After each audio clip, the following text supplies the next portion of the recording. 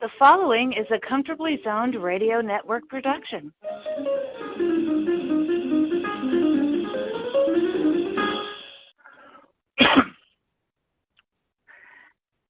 Thank you, Telly Olson.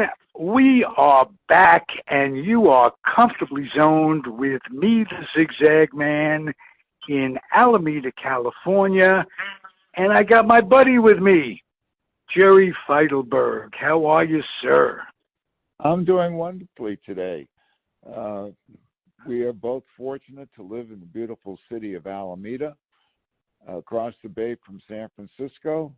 Beautiful views of the city. Sometimes people don't know this, but it's actually easier to go to Alameda to the city by ferry than to take the freeway or BART. And it's a nice trip into San Francisco. If anyone's in the area, get a nice trip across the bay. It takes about 20 minutes. Not bad. 20 minutes across the bay to San Francisco. And what happens is when you go to San Francisco, it's generally about 10 degrees cooler in San Francisco than in Alameda. So that is correct. I'm not in the Chamber of Commerce, but you and I live in a pretty damn nice place. Best weather in the world, in the country. Absolutely. And you're not exaggerating with that. We just pretty much average 70 degrees year-round. And it doesn't snow, it doesn't get too cold, it doesn't get too hot. It's that and the proximity to the rest of the Bay Area makes it absolutely a joy to live here. And so I like to celebrate that when I get you as a guest. And it's been a couple of weeks. You're to those in the audience that don't know this, Jerry is a retired pharmacist of the year in California, 1995, and pretty much a good subject, a good person to have on for what has to be the subject of every podcast, every radio show, every TV show, every talk show, every conversation people are having on the street, and that's the coronavirus. It's scary to me as a layman. Are you afraid? It's a real issue. Am I afraid? I'm concerned, but I remember, and I was telling my kids this a couple of days ago. I was talking to my daughter. She wasn't born in 1969 when we had the Asian flu, the Hong Kong flu. And that, if you remember, and I'm sure that you do, Ralph, I remember back, I was working in Santa Monica at the time, and we were so busy, and prescriptions were coming in left, right, and center from the doctors. And they were writing cough syrup. Any brand that you got, just give it to them.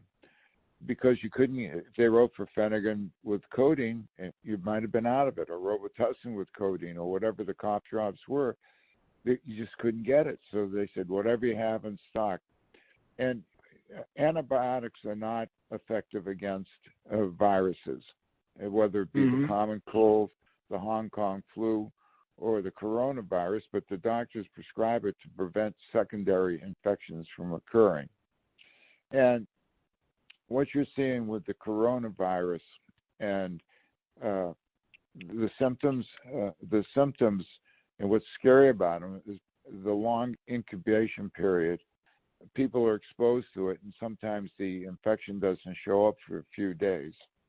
But what happens is that the coronavirus, and when it's inhaled and gets into the respiratory system, the virus replicates in the lungs and makes it very difficult for patients to breathe.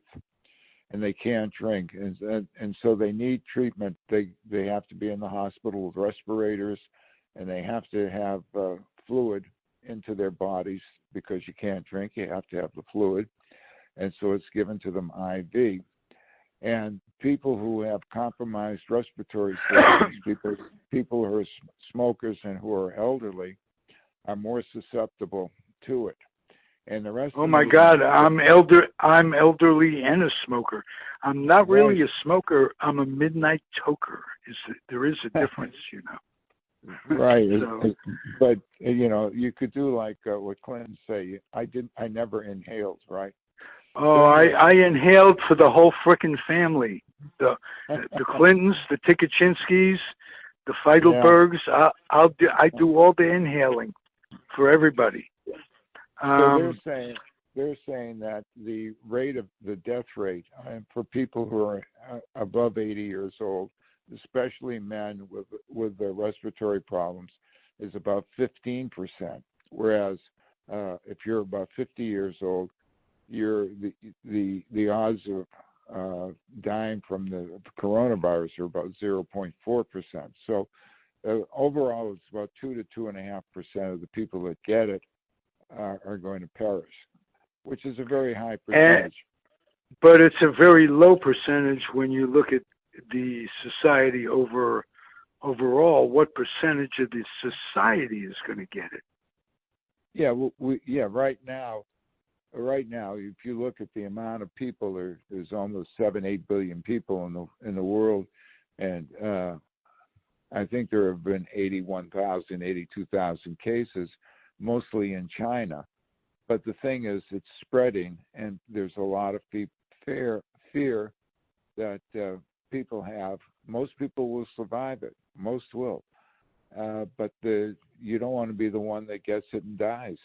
So. Oh, no. That's pretty true. Or get hit by a bus. That's... well, the things that they tell you to do is to wash your hands frequently. And what they're doing is to, at some point, not to shake hands with people, if you see people come into the room, greet them with a smile, no kisses, no shaking hands. And the other thing to do is they're saying that the masks that they're selling are ineffective.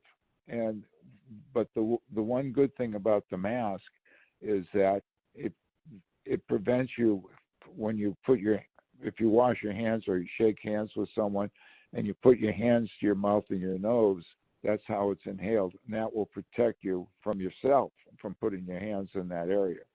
So wash your hands frequently and don't touch your lips or your nose, and you should be okay. So these are some of the precautions that you can take. And again, people traveling on airplanes, they're concerned. All it takes is one person on an airplane because you have that recycled air. If you're on a ship or a train or BART or whatever, all it takes is one person to have it, and people are exposed to it. And that's why it's so of such concern, and why we should have training for people how to protect themselves from the virus. Well, even the Vatican is getting involved. The Vatican is advising priests to wear masks and wash their hands before greeting altar boys. And I don't know what they mean by that, but I think it's for everybody is safer that way. So if the priest fondles an altar boy now, you can rest assured that he'll be wearing a mask and his hands will be clean. And that's all you can ask for is a little help from everybody. Sure. But you're not. Just stop and think. If you go in, how many times have you gone into, let's say, a buffet line, and they use the tongs to put the food on your plate if you're going down the line? Well, if someone's infected and they put their hands on it, and you pick it up, and it gets into, that's how it gets into your system. Or if it's on your money, and you get it on your hands and it goes to your face, it's transmitted very, very easily. That's how it spreads so rapidly, and it can happen. And you can't live in a bubble. You have to interact with people. It's just the way it is. But it's going to happen. But you can be careful and take precautions. and just wash your hands frequently and do the best you can. And if you get it, go immediately contact your physician as soon as you have any of the symptoms. And the symptoms of the flu are body ache, runny nose, sore throat, all the standard stuff. But I remember with the Hong Kong flu, when I got it, it knocked the starch out of me. I was down for at least 4 days. You couldn't move. Oh wow! I don't know if you did. You get it? No, I didn't. I was lucky enough not to. Oh yeah. But I had worked so hard that week filling prescriptions, and I worked 6 days that week, and it was on Saturday afternoon. I was pooped, when I was doing the prescription work, you have to concentrate on each prescription, and I was mentally exhausted. I was just doing so many prescriptions a week, filling, and it was all over the country. Everybody got it. And I just don't want to see something like that again. Hopefully it will overcome it. Well, something happened today. The administration, Trump's administration, is accusing Democrats and the press of trumping it, no pun intended, trumping all this up and using it as an excuse to tear down the economy and consequently not have Trump elected. Have you ever heard anything as preposterous as that? No, this is totally absurd. It's totally absurd. The public needs to know the truth, the unvarnished truth. They're trying to cover it up with having everything go through Pence. They can't. The people in the government health officials have to clear it with Pence before they say anything, which is total nonsense.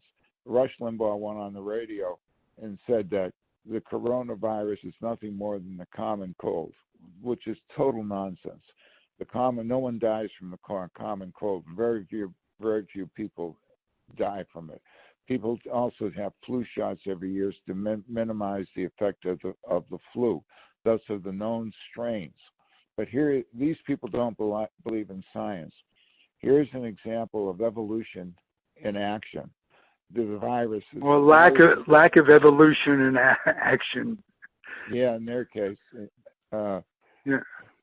The Mike Pence, who was governor of Indiana, they had an outbreak of HIV a few years ago when he was governor. And they wanted to have a needle exchange program so that would stop the spread of the infection. He vetoed it, and he said, "Go out and pray. Prayer will not help them. Prayer will not help people stop the infection of HIV." Fortunately, research has been done, and people who do get HIV, they're on these various antivirals that help them live a full life now. But well, having a president that doesn't believe in science is really getting old, because we have another emergency, and it's probably just as important as coronavirus, and that's the ecology, what's happening to our planet. And these are dunces running the show. They are believers in mythology and not science.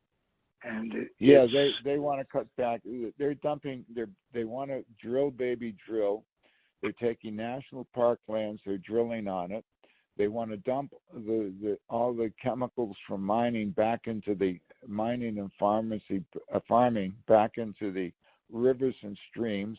They want to pollute the air, allow more pollution. They want to stop the progress that automobiles have been making in emissions from the engines that are leading to this greenhouse effect that's causing the planet to warm.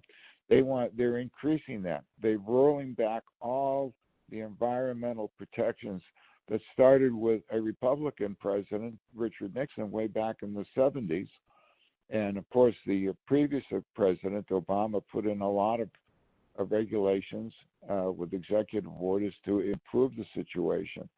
And they're doing everything they can to destroy the planet.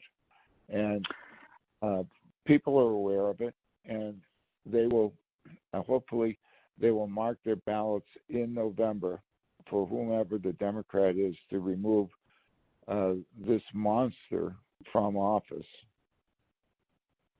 Well, I think that there is a monster in office, but I think it comes down to the system is broken, a system that will accept lobbyist money in exchange for decision-making powers that decide what's good and bad for the country. And how can we go about changing the system when the folks who are elected now, both Democrats and Republicans, are benefiting from these lobbyists? Is it just like catch-22? Is there any way that the Supreme Court can step in, or I don't know?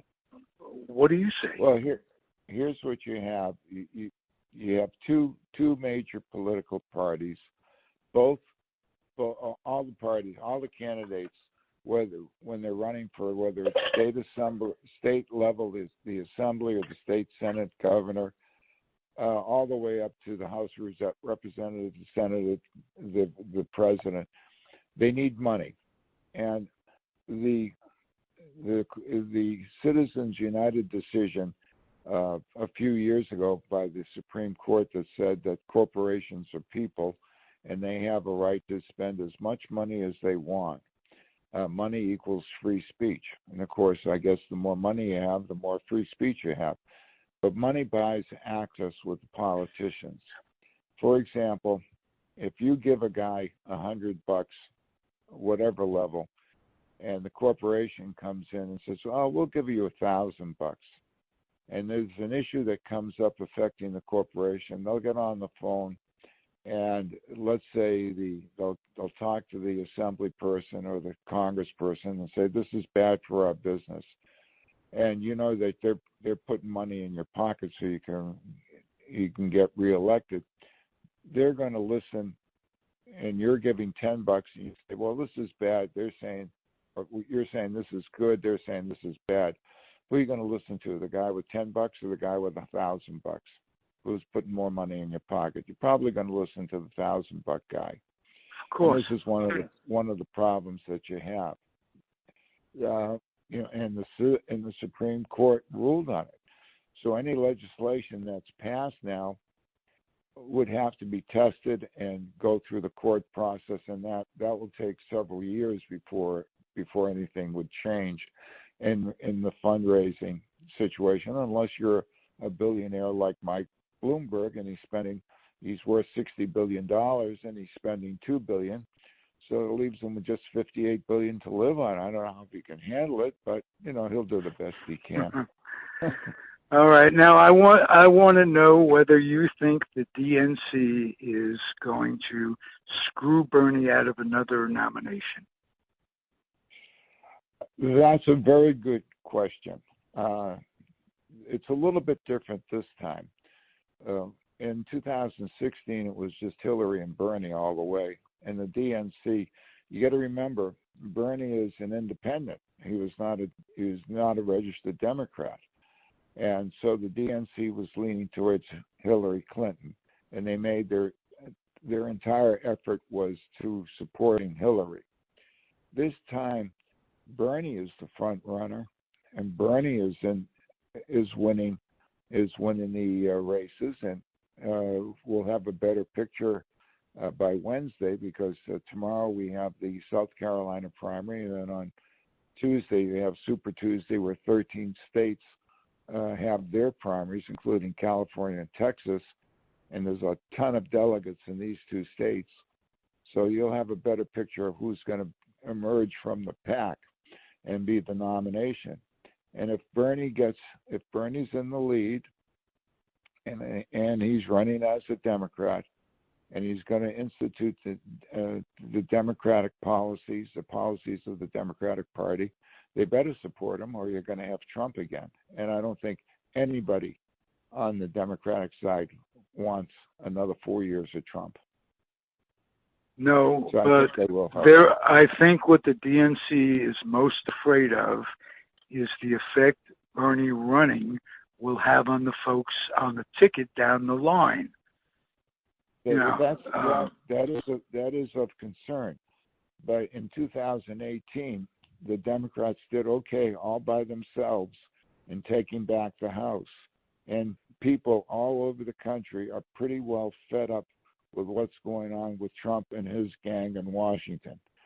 So I think that the Democrats have an excellent chance of retaining the House and winning the Senate. They have some races that they can win. They can win in Arizona. McSally is vulnerable. She's not very well liked. They can win in Colorado. Gardner's on the fence. They certainly should win Maine. They should put a lot of money into Maine and getting Sarah Gideon elected over Susan Collins. And there's a couple other races. North Carolina is one, and they should focus on doing their best to get Amy McGrath elected in Kentucky over Mitch McConnell. And you got to get McConnell. You got to get McConnell out of there, just as a service to humanity, if nothing else. Exactly. It's craziness what he's doing. The bills that have gone through Congress that are on McConnell's desk, that would change the face of this country. Bills that have been signed, and McConnell won't even have the decency to have the Senate vote on it. Not only vote on it. Yeah, that's the democratic process. You pass the bill, you have discussion on the Senate floor, and you vote up or down on it. They're not even doing that. I wouldn't, as a citizen, I wouldn't even mind if they went down on it, so to speak. But at least they're doing something, for Christ's sake, and they can come back and say, well, we decided not to do it, and that's the democratic process. But to hold that up is absolutely criminal. And what I can't understand is why there's no impeachment process along the lines for someone like in his position. Yeah, it's kind of interesting there. I think in the Senate, if he does something terrible or commits a crime, and they had this in the House, I remember Adam Clayton Powell, late in his career when he was a congressman, the members of the House of Representatives threw him out. But the Senate has to do that. They have nothing like what we have in California. We have a recall mechanism. And I'm in the early 2000s when we had the power crunch with all the different power companies trying to come in, and we had rolling blackouts, and Gray Davis was the governor, and the people were very upset with Gray Davis, and they had they petitioned to have him recalled, and they had an election, and he was recalled from office. And so you didn't have to wait for the election. They don't have that. They don't have that mechanism in the Constitution, and it would take. Was he replaced by Art Agnos, if I recall? No. As governor, no. He was governor was replaced by Arnold Schwarzenegger. Oh wow! Oh, okay. Yeah, Art Agnos came in. Art Agnos replaced Dianne Feinstein, I think. No, Art was elected in '87, so I don't know who was the mayor. A classmate of yours, if I'm not mistaken. Yeah, Art Agnos, who is from Springfield, Massachusetts, went to Bates College and was a classmate of mine in the class of 1960. Geez, Not Jerry, I have a memory after all. You wouldn't have believed that one, huh?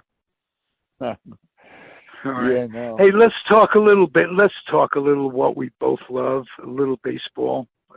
Yeah, Stepano.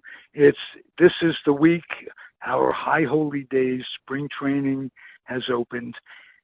Give me some impressions that you have of the state of baseball going into this season and how they hope to rebound, and they will, from the 80th scandal of their career since baseball's in. There's always something going on. This was a serious one, and this sign stealing Houston Astros fiasco. How do they hope to recover? How do you see the state of baseball right now?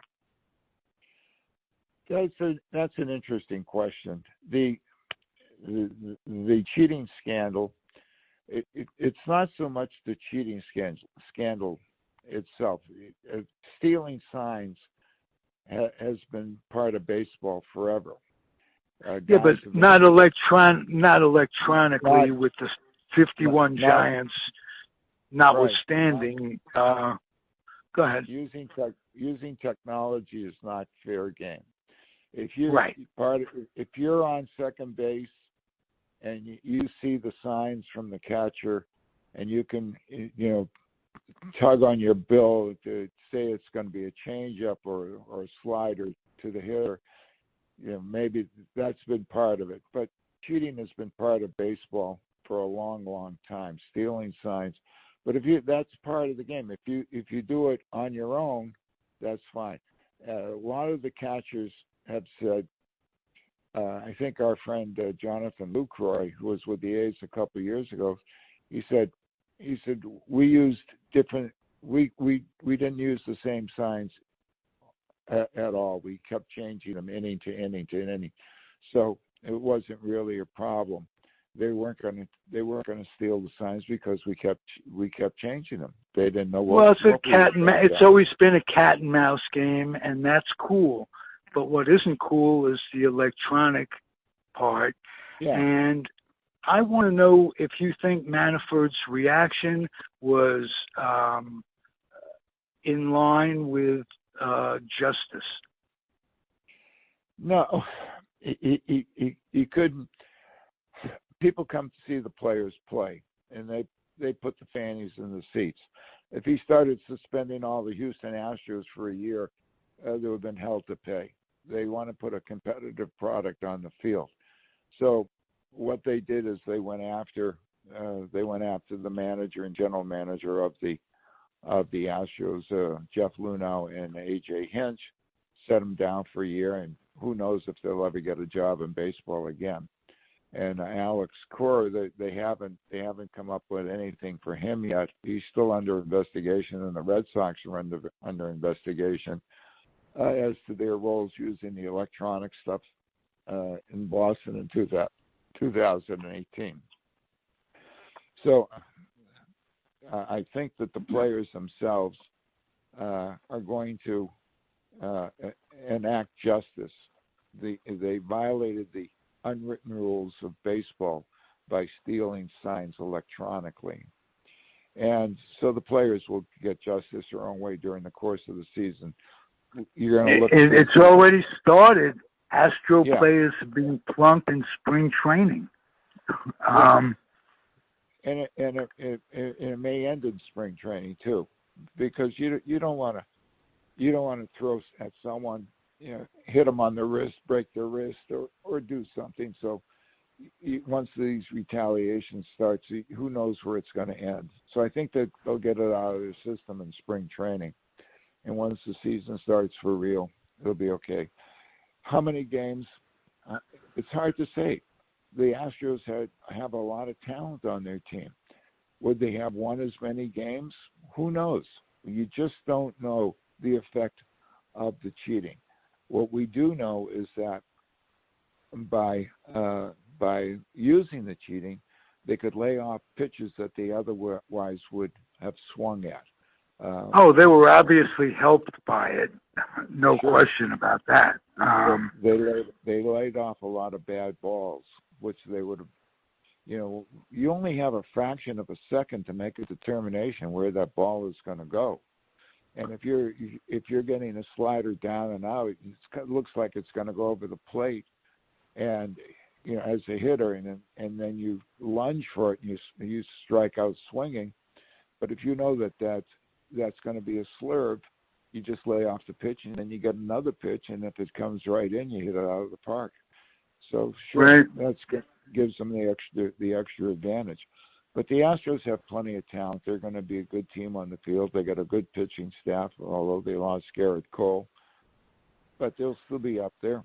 And they hired who I think is just the man to get them through this, and that's Dusty Baker.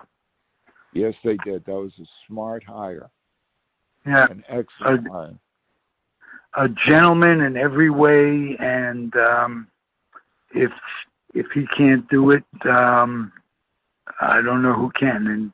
In terms of just bringing some adult behavior to the party, that helps. How about your Ravens? Oh, go ahead. No, finish your thought. I was at a sports conference on Wednesday over at Stanford, and Dave Cabell was there, and I got a chance to ask Dave a question. Someone asked him about the radio situation. They are not using terrestrial radio this year.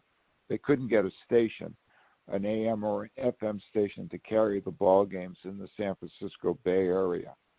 And for unbelievable. The old timers, we like to listen on the radio, whether it be the car radio or transistor radio or whatever. They're taking the approach, well, everyone's got an iPhone. You can listen on your phone. You can listen on your computer. And now with the apps in your car, you can get internet radio in your car. Well, that's all well and good for the millennials and people under the age of 50. But anyone older, I don't know. Someone's going to have to show me how to do it, because when I'm going over to the ballpark, I like to listen to the pregame stuff, and then I like to listen to the call-in show after, and I like to just hit the little button on my radio to go. I don't want to set up now I'm going to have to set up my iPhone and listen on the iPhone on the way home. I could do it, but I'd rather not. You could do it very easily. There's something called Game Day on MLB.com that for $20 a year, you can listen to any radio broadcast of any team, home and away, every game that's being played. And yeah, but they're on terrestrial radio. They're not on the internet. No, they are on the internet. Every game streams live on the internet. Every game that's broadcast anywhere.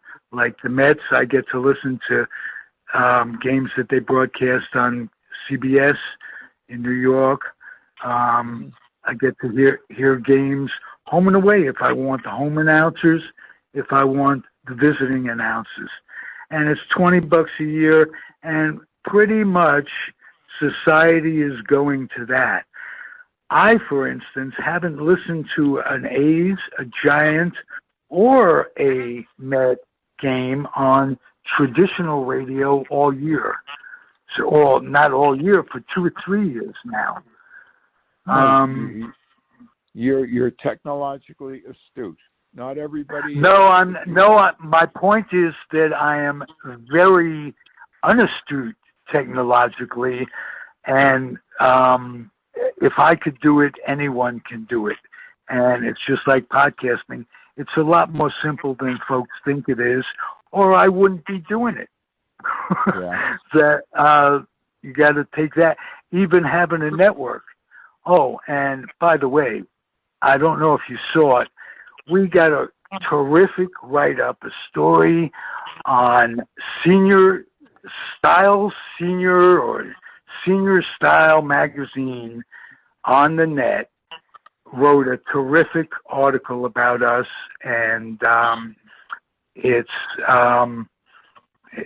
just tells about how the station was started, the network was started, and gives a brief history of that. And so I want to thank George Grimm, one of our fellow podcasters here at Comfortably Zoned Radio Network, for putting the article together, and congratulate him on having it be picked up by Lifestyle Seniors Magazine on the net. So there you go. Great. So yeah. The other thing I asked Cavill what he's talking about the new stadium, but they still haven't put the shovels in the ground. And the earliest it could be ready is 2023. So in the meantime, you're going to have at least 3 more seasons there, 20, 21, 22, 20, 21, 22. What are they going to do to the park to make it attractive to people? And they've made some. They have a wonderful food concourse.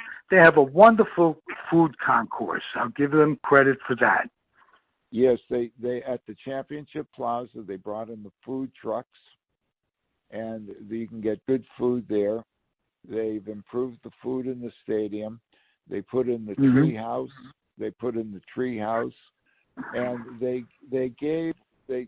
came in with this all access where you buy, I don't know what you pay for it, but it gives you access. You get the tickets at a reasonable price. You get 50% off on the food.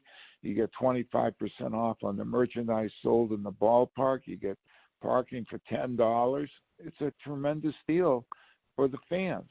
And so the A's are try and make it a nice way to spend the day, and it's family friendly. And of course, you can always tailgate out in the parking lot if you want. You don't have to buy the food in the stadium. Whereas if you go into San Francisco, there really is no place parking is very difficult, and there's no place to tailgate around Oracle Park in San Francisco. But the food at Oracle is much better, I think, in my opinion, for stadium food than it is at the Coliseum. But at least they're trying. Now the product on the field, the A's product on the field this year, they have every reason to go into the season hoping for the best. They've won 97 games the last 2 years. They've got a good young team with good solid players.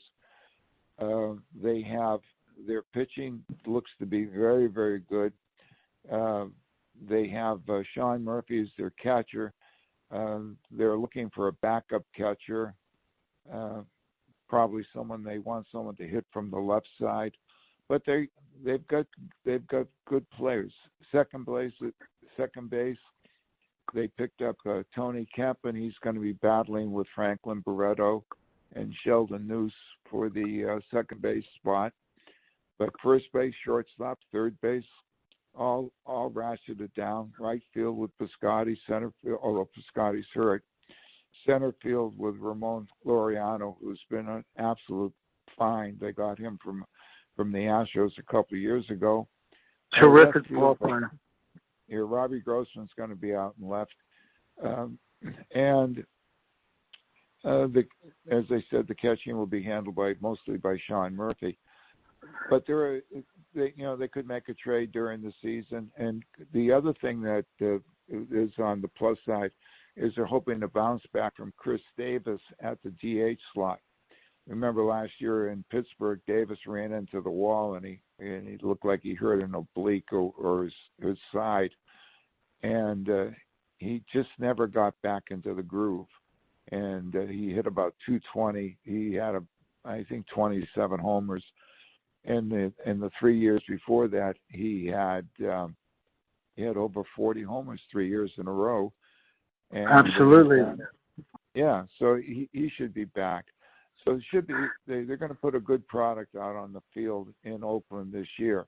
And okay, before I ask you about the pitching, just give me the reason that Cavill is saying or the excuse Cavill is using for the shovels not being in the ground. What in the hell is holding it up? Well, they have a lot of problems they have to deal with. I think, but I'm not sure. They got the results of the environmental impact report, and then they have to deal with getting people in and out of Jack London Square from the BART station on 12th Street, 12th and Broadway, and the BART station at Lake Merritt, and or the BART station in West Oakland. These seem to be insurmountable problems, not in themselves, but if you have all 3 or 4 problems, you can't put the money into one or the other. So what I'm saying is, I wonder when they'll bite the bullet and go back to the original plan of tearing down one stadium and building another, or building it first in the parking lot, tearing it down, building another parking lot. All the infrastructure is there. BART goes right to the door. They're going to put money into a shopping center that surrounds the area now that they own that property. Wouldn't it be a lot simpler? It would be from your perspective and my perspective, but from but wait a second. First of all, Jerry, that's all that matters. Well, your perspective and my perspective. Who the hell is this about? It's about us. Tell Cavill that we are the 2 that matter, and we want this to happen. Yeah. Can you tell him? It's not going to go very far. Oh, okay. Well, we could ask. One of the problems that they have is that Commissioner Manfred does not like the neighborhood where the current stadium is in. It's not. It's in East Oakland, and it's not. They'd like to have it in a nicer location. Jack London Square. They want to. Not only do they want to develop it for baseball, that they want to put some housing over in that area, which I don't think is going to fly because it's primarily an industrial area. But that's what it was on King Street with the Giants.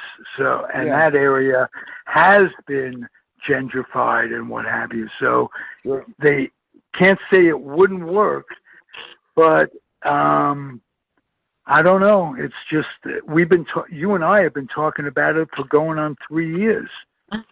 Yeah. Well, so with the success, I have to tell you, with the success of the Chase Center, we also at the conference we had Joe Lacob from the owner of the Golden State Warriors, and what they've done with the Chase Center in San Francisco is just so amazing.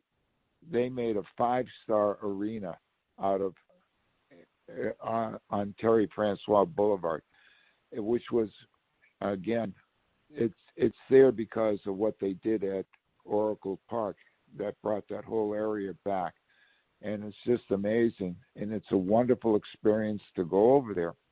And that's what I think the A's want to have, is when you go into the new stadium, they want it to be a wonderful experience.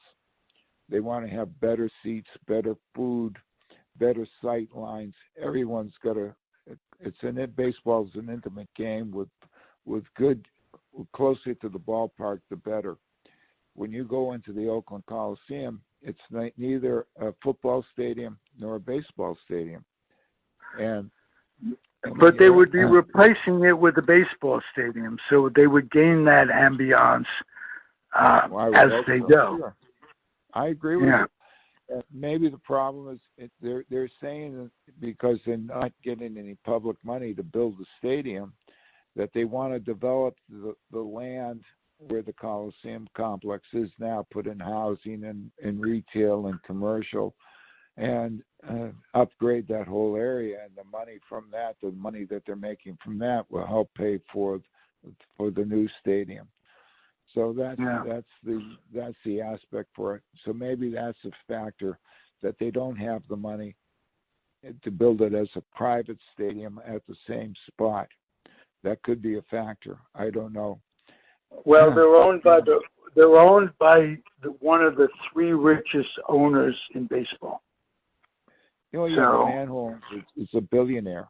Is a billionaire.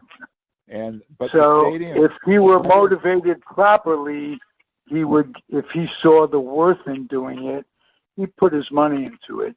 And if not, it may be time for them to pull up stakes. If you can't keep your franchise, sell the frickin' thing. Yeah, well, here's something to think about. Joe Lacob, I mentioned Joe Lacob, and he's talking about, when he bought the Warriors, and he said, in 5 years, I want to win an NBA championship. And then he traded away the most popular player at that time, Monte Ellis, and he was booed, and that really affected him. But they won the championship. They built the stadium, and now he's bummed out because the team is not doing well. They had so many injuries over the last year. And he says, our job is to win, and we're putting all our effort into winning. And you don't see that with the A's. When Yoenis Cespedes was traded, and he ended up with the Mets, and they won a world championship, and he says, I came from Oakland, and I see them trading away their players. Don't they want to win? And you have to wonder, don't the A's want to win? They're in pro sports. They're supposed to get the best players, spend the money, put a winning team on the field, and they're not doing that. And it makes you wonder what's their mentality. Cavill said, Billy Bean's been here for a number of years. They've gone to the playoffs with our budget, and we've made the playoffs, but they haven't advanced in the playoffs. They've made them, but they haven't advanced. They haven't been able to get the top notch, the one or two players to get them over the top to get them to the world championship. And that's what they're in pro sports. That's what you're in business for. You're in business to win. And you wonder why aren't they focusing all their efforts on retaining their players, getting the additional players, getting them, putting people in the stands, doing what they have to do to win. I don't understand it. I know they're making money. Otherwise, they probably would have moved a long time ago. But a lot of the money they were making was rebates from the luxury tax over the last 3 or 4 years. Now that's disintegrating. So I'll tell you, the fans, if that shovel gets put in the ground, the fans will start coming out and they will start generating money. All the fans want is hope for the future, and anything they can do to that park to,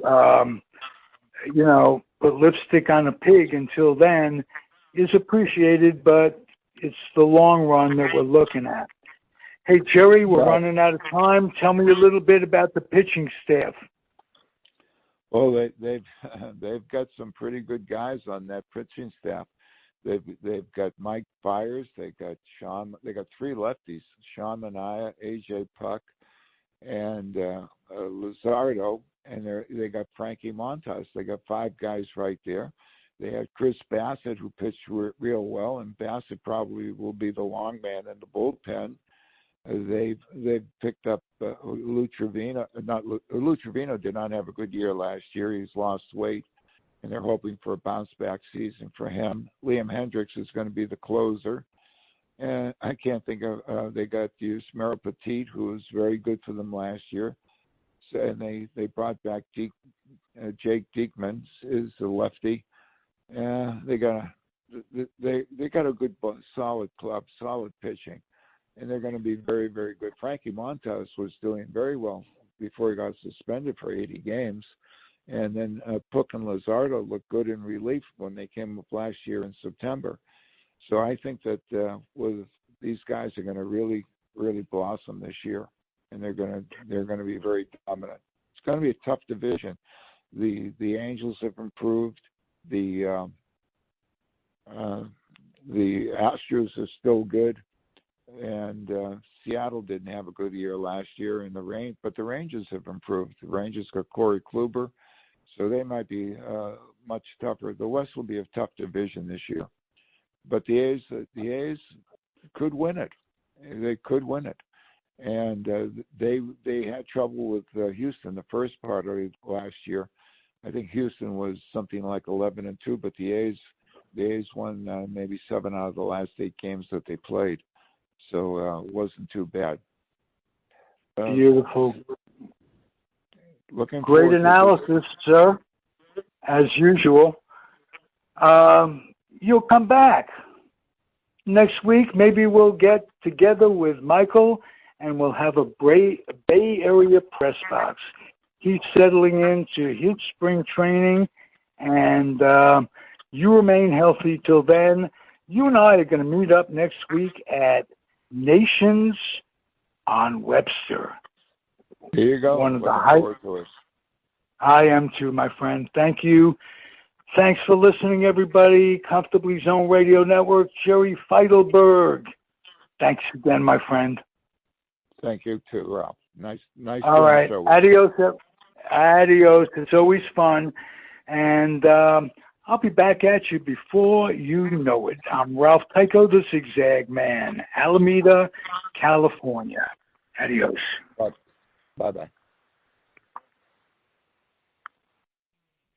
The proceeding has been a Comfortably Zoned network production. You are advised to keep your dreams wet, your humor dry, your children and grandchildren out of military recruiting offices and off the laps of clerics who wear dresses. Thank you for listening, everyone. Happy trails.